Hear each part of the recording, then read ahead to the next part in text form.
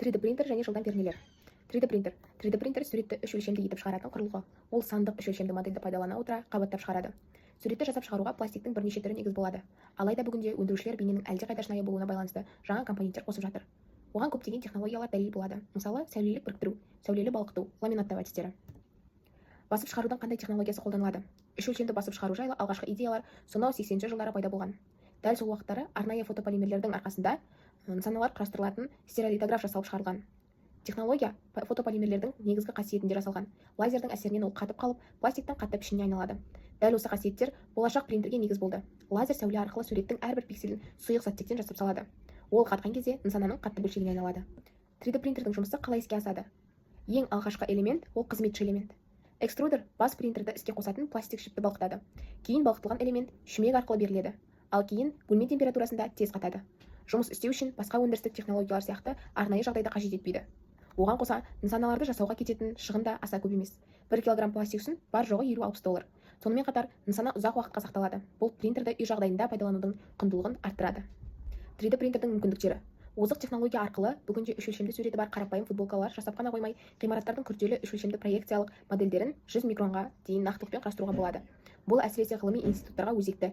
Өйткені түп тұлғасын жасап қана қоймай, жасалып жатқан зерттеулерде оны ұстап көруге де болады. Бұл жаңалыққа зергерлер де қуанды. Жаңа заман принтердің арқасында ең күрделі деген заттарға құйма пішіндерін жасау оңай болатын болды. Ал археологтарға табылған элементтердің қисынды жобасын салып қана қоймай, оны нақты түрін құрастыруға мүмкіндік берді. Ғалымдарға арман болған азық-түлік принтері көп ұзамай шындыққа айналуы мүмкін. Ол ақуыздар мен көмірсулардан нағыз азық-түлікті жасай алады деп күтілуде. Сонымен қатар, озық технология адам мүшелерін жасауға көмектесуі мүмкін. Бұл әсіресе донор тапшылығына ұшыраған адамдарға өзекті. Қазірдің өзінде омыртқа аралық дисктер мен бағаналық жасушаларды басып шығару тәжірибеге еніп жатыр. Сол себепті бұрынғылар фантастика деп ойлаған, ал біз қазір кейбір кинолардан көріп жүрген таңғаларлық заттар көп ұзамай шындыққа айналып, өмірімізді әлдеқайда жеңілдетуі мүмкін. 3D принтер қайда қолданылады? 3D принтер бізде медицина саласында пайдаланады. Оған жаңа атап өткендей, түрлі донорларды жасауда немесе гипстарды жасауға көмектеседі. Келесі 3D принтерлерді құрылыс, архитектура саласында пайдалана аламыз. Және де өнеркәсіп және автомобиль өндірісі саласында да пайдалануға болады. 3D принтер технологиясы үш өлшемді басып шығару жайлы алғашқы идеялар 1980-ші жылдары пайда болған. Дәл сол уақыттары арнайы фотополимер пластиктің көмегімен нысаналар құрастырылатын стереолитограф жасалып шығарылған. Технология фотополимердің қасиеті негізінде жасалған лазердің әсерінен ол қатып қалып, пластиктың қатты пішініне айналды. Дәл осы қасиеттер болашақ принтерге негіз болды. Лазер сәуле арқылы суреттің әрбір пикселін сұйық заттектен жасап салады. Ол қатқан кезде нысананың қатты бөлшегіне айналады. Тағы бір қолданылатын технология лазерлік біріктіру деп аталады. Қолданылатын материал тез балқитын пластиктің ұнтағы. Лазердің әсерінен пластик балқып иіргіш болады, ал кейін бір қоспаға бірігеді. Пластиктің лазердің температурасынан тұтанып немесе қышқылданып кетпес үшін жасалып жатқан камераға азот жібереді. 3D принтердің жұмысы былай іске асады. Қызметші элемент экструдер бас. Принтерді іске қосатын пластик шипті балқытады. Кейін балқытылған элемент шүмек арқылы беріледі, ал кейін бөлме температурасында тез қатады. Жұмыс істеу үшін басқа өндірістік технологиялар сияқты арнайы жағдай қажет етпейді. Оған қоса нысаналарды жасауға келетін шығын да аса көп емес. 1 кг пластик үшін бар жоғы $50. Сонымен қатар нысана ұзақ уақытқа сақталады. Бұл принтерді үй жағдайында пайдаланудың құндылығын арттырады. Қызықты мәліметтер. 3D принтерлер өзін осы форматта шығаруға қабілетті. Осы аумақта талай жетістікке жеткен өнертапқыштардың бірі чехиялық Джозеф Пруза. 3D принтердің осындай моделін жасаушылардың бірі. Тіпті оның есімімен ең атақты үш өлшемді принтерлердің бірі Мендель Пруза моделін атаған. 2012 жылы Defense Distributed бірлестігі 3D принтердің көмегімен суық қару түрін ойлап табу жоспарын құрған. Олар осы жұмысты 2013 жылы аяқтап таныстырды. Әр адам осы жұмыс істейтін суық қаруды 3D принтер көмегімен шығару мүмкіндігіне ие болды. Дегенмен көп ұзамай ақш басшылығы мен мемлекеттік департамент өкілдері бірлестігінің веб-сайтынан құрылғының жасалу жолы көрсетілетін беттерді өшіруді талап етті. 2012 жылдың 21 қараша күні 3D принтер көмегімен суық қару түрлерін шығаруға заңды түрде тыйым салынды. 2014 жылы 3D принтерді құрылыс саласында пайдалану жоспары құрылды. Қытайлық Winsan компаниясы 2014 жылы бойы үш өлшемді құрылғы мен бетон материалының көмегімен 10 шақты үй құрылысын және көп қабатты үйлердің құрылысы жұмыстарын іске асырды. Кейінірек Оңтүстік Калифорния университетінде тәулік ішінде 250 шаршы метр аудандағы үйді шығара алатын алып 3D принтер сынақтан өткізілді. 2015 жылы станкостроение ғылыми көрмесінде ресейлік ғалымдар құрылысқа арналған өндірістік 3D принтерлердің жаңа модельдерінің жоспарын көрсетті. 3D принтерлердің тарихы. 3D принтерлердің алғашқы құрылғыларының пайда болуы 1980 жылдардың басында Жапонияда доктор Хидео Кодама фотополимерлерді пайдалана отырып жылдам прототиптеу жүйесін жасаған кезден басталды. Құрылғының жұмыс істеу принципі қазіргі замандағы 3D принтерлердегідей болды. Басып шығарылған нысана үлгіге сәйкес қабат-қабат жасалды. Бұл саладағы нағыз серпіліс 1984 жылы Чарльз Халлдың стереолитографияны ойлап табуы болды. Бұл технологияның арқасында 3D принтерлеріне цифрлық жобаларға негізделген объектілерді шығаруға мүмкіндік туды. Материал ретінде акрил негізінде сұйық зат фотополимерде пайдаланылған. Ультракүлгін лазер сәулелерінің әсерінен материал лезде қатып, қажетті пішінді алып пластиканың нысанға айналды. Әрине, бұл өнертабыс әзірлеушілер арасында төңкеріс жасады. Олар енді прототиптерді әлдеқайда аз шығынмен жасай алады. 1990 жылдардың басында Чарльз Халлдың 3D Systems Corporation компаниясы фотополимерлерден лазерлік стереолитографияның технологиясымен жұмыс істейтін аппараттар шығаруды бастады. Онымен бірге DTM стартапты сұйық материалдың орнына ұнтақ лазерге ұшыраған Карл Декарт ойлап тапқан селективті лазерлік алгомерциясы технологиясына патент алды. Үшінші технология флюидті модельдеу. Сол кезде Скотт Крамптың басшылығымен Stratis компаниясында әзірленді және бүгінгі күнге дейін негізделген 3D принтерлердің негізгі үлгілерінде қолданылды. Әрине, ең алғашқы құрылғылар мінсіз болған жоқ. Материал қатайған кезде нысан жиі майысып қалатын. Кемшіліктер мен жоғары құнына қарамастан, стереолитография сияқты технологиялардың орасан зор әлеуеті бар екені сөзсіз. Оны қазір де зерттеу жалғастыруда. Келесі 10 жылдық 3D принтер басып шығару технологияларын медицинада қолдану тұрғысынан бірқатар маңызды оқиғалармен ерекшеленді. Олардың біріншісі 3D принтер басып шығарылған қуықты сәтті имплантациялау болды. Дайын орган емделушінің жасушаларымен жабылған. Бұл имплантаттың қабылданбау мүмкіндігі іс жүзінде 0-ге дейін төмендеткен. Кейіннен бүйректің толық жұмыс істемейтін кішірейтілген көшірмесі жасалғаны жарияланды. Бірақ бұл мәлімдеме жоққа шығарылды. Қазірдің өзінде ғалымдар трансплантациялауға жарамды бүйрек немесе бауыр сияқты толық жұмыс жасайтын күрделі органдарды жасау бірнеше жылдан, тіпті ондаған жылдардан кейін мүмкін болмайтынын мойындады. Бүйректің үлгісін әртүрлі зерттеушілер жасаған, бірақ негізгі мәселе үлкенді кішілі қан тамырлар жүйесі болып қала берді. Өйткені онсыз орган науқастың денесінде жұмыс істей алмайды. Дегенмен сүйек импланттарын айтпағанда, материал ретінде тек адам жасушаларын пайдалана отырып, қарапайым 3D басып шығарылған органдарды, шеміршектерді және қан тамырларын жасауда айтарлықтай жетістіктер байқалды. Зерттеудің бұл бағыты, мысалы, тірі ұлпамен басып шығаруды енгізумен және құрастыруды қажет етпейтін күрделі конструкциялы протез саласындағы әзірлемелермен қарқындап дамып келеді. 3D принтерлердің негізгі түрлері. 3D принтерлердің бізде FDM, яғни Fused Deposition Modeling түрі бар. Оның жұмыс жасау принципі пластиктің жіп түрінде ертіліп, қабат-қабат қосылу арқылы нысан құрылады. Ал қолданатын материалдар PLA, ABC, нейлон, PETG.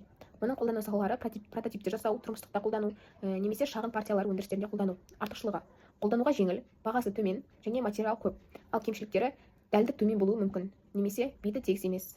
Келесі стелеолитография, яғни CLA. Олардың жұмыс жасау принципі ультракүлгін сәулелермен сұйық фотополимерлерді қатайту арқылы 3D нысан жасау. Қолданатын материалдар фотополимерлер.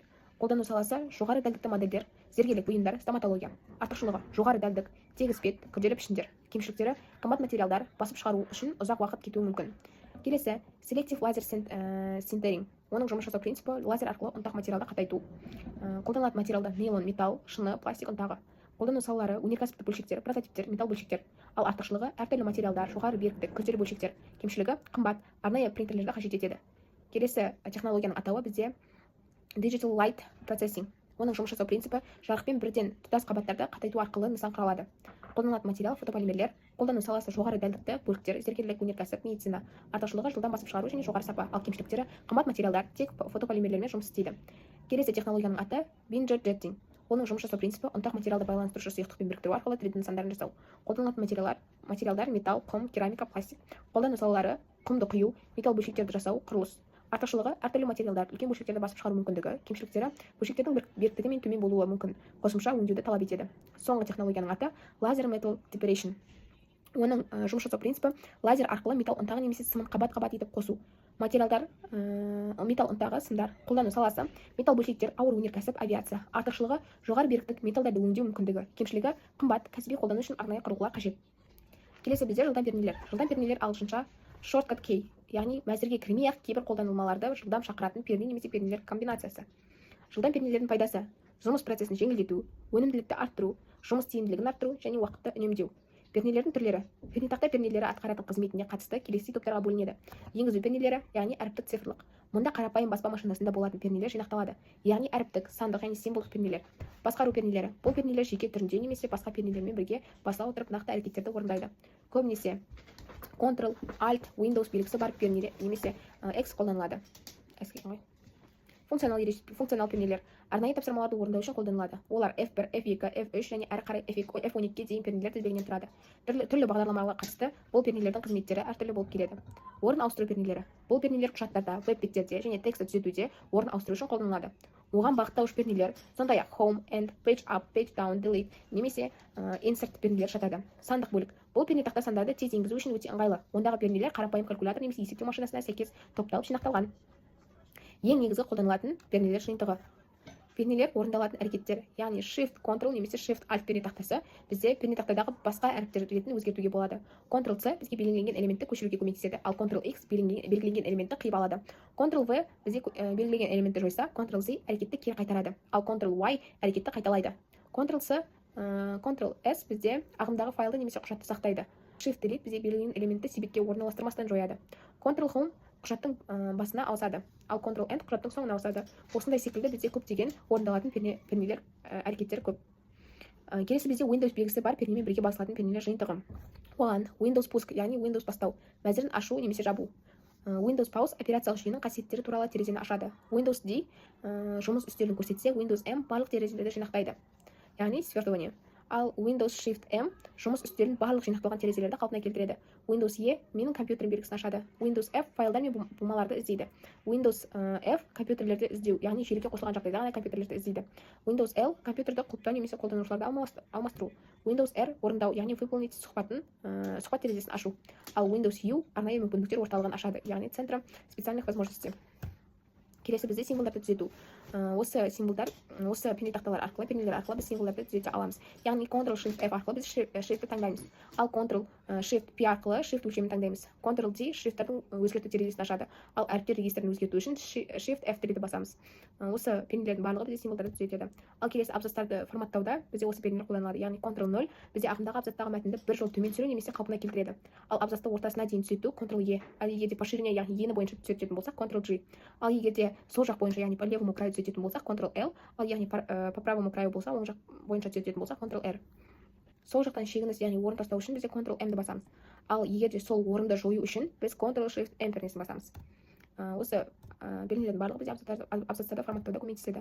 Келесі құжаттармен жұмыс істеуде бізде мына пернелер жүзеге асырылады. Ctrl-N жаңа құжатты құрады. Құжаттарды ашу үшін Ctrl-O, құжаттарды жабу үшін Ctrl-W немесе Ctrl-F4. Ал құжат терезесін бөлу бізде Alt-Ctrl-S, құжатты сақтау Ctrl-S немесе Shift-F12, құжаттарды баспаға беру Ctrl-P. Бізде Windows пен MacOS интерфейсіндегі пернелер комбинациялары осы. Яғни бізде көшіру үшін Windows жүйесіндегі пернелер комбинациясына бізде Ctrl-C-ні бассақ, MacOS жүйесіндегі пернелер комбинациясына бізде Command-C-ні басамыз. Ал жою үшін Delete, бұл Windows жүйесіндегі пернелер комбинациясы, MacOS жүйесіндегі пернелер комбинациясында да Delete. Мысалы, құжатты сақтау үшін бізде Windows-та Ctrl-S пернетақтасын қолданады, пернелерді қолданады, ал MacOS жүйесінде Command-S қолданады. Жалпы осы пернелер комбинациясының барлығы бізде Windows пен MacOS интерфейсінде қолданылады. Олардың ерекшеліктері мен айырмашылықтары қандай? Windows жүйесінде Ctrl пернесі жиі қолданылады. Мысалы, Ctrl-C, Ctrl-V, Ctrl-S сияқты комбинациялар. Alt-Tab, яғни Alt-Tab терезелер арасында ауысу үшін қолданылады. Windows D толық экранды көрсету үшін және Windows I жүйенің параметрлерін ашу үшін қолданылады. Ал MacOS жүйесінде Command пернесі Windows жүйесіндегі Ctrl пернесі сияқты көптеген командалар үшін қолданылады. Command-Tab ашық қосымшалар арасында ауысу үшін, ал Command-Shift-4 бізде экранның таңдамалы бөлігін сақтап алу үшін қолданылады. Command-Space жүйесі бізде қосымшаларды іздеуді бастау үшін пайдаланылатын ыңғайлы пернелер комбинациясы. Келесі бізде осы жылдам пернелер комбинациясын түсіндіретін видео бейне.